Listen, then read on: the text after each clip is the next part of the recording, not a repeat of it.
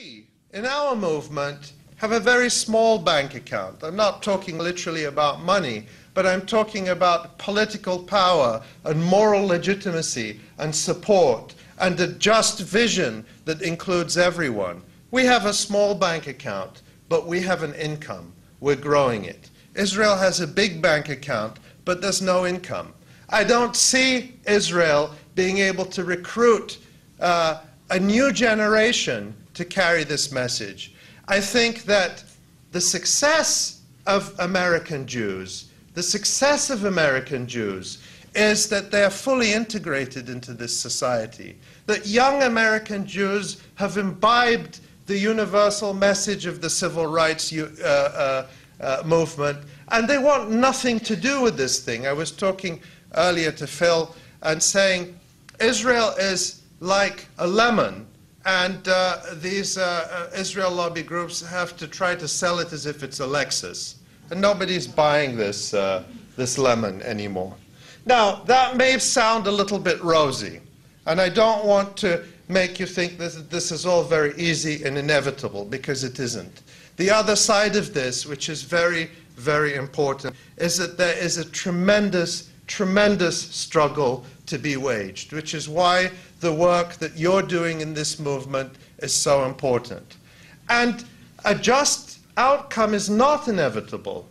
Israel has tremendous power. It has the capacity to do tremendous violence. There are many people who think Gaza 2009 was just a foretaste of what's to come, and the Israelis will go for broke, and they will try once again to do what they have failed to do for so long, which is to cow and terrorize the Palestinians and other Arab peoples into submission. So there are enormous dangers. It's not inevitable. But what makes another attack on Gaza or another part of Palestine less likely every day is what we do. The more ruckus we raise, the more difficult we make it for Israeli war criminals to speak on our campuses, the more we raise awareness about the impact of Israeli occupation on Palestinians throughout the country, on the racism and second-class status of Palestinian citizens in Israel. The more people are aware through BDS activism, the harder it is for Israel to act freely. We have to provide the accountability with this movement that our governments have failed to provide, that the United Nations has failed to provide. And you will face many enemies. One of them is called J Street.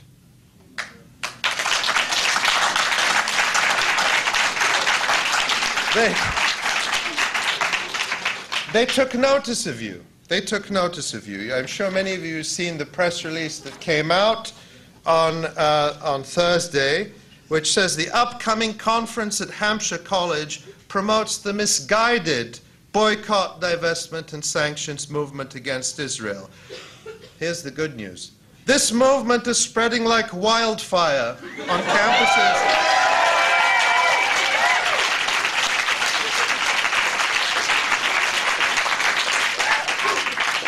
This movement is spreading like wildfire on campuses across the country, and we're all going to get burned unless we speak out now.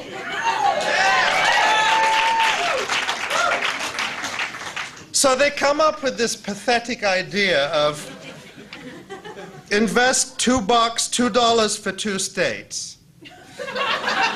Is there anyone in this room who will give me $2 for 2 states?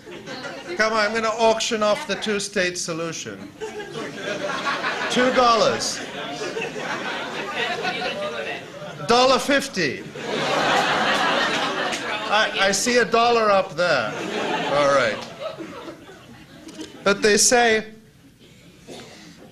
this is serious. They say, join our Invest, Don't Divest campaign to raise money for 2 organizations.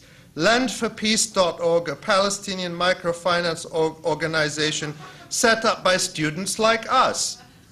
And the Center for Jewish-Arab Economic Development, which promotes Jewish-Arab economic cooperation in Israel. It's important to know that these sorts of joint projects most likely, I haven't looked at these specific ones, but projects which are designed to give the impression of equality and reciprocity and that don't challenge the reality of injustice violate the Palestinian call for boycott, divestment, and sanctions. So it's really important to understand that they will push these things on your campuses in order to try to divert attention and to make people push their energy in a direction where it will have no impact whatsoever. Because these sort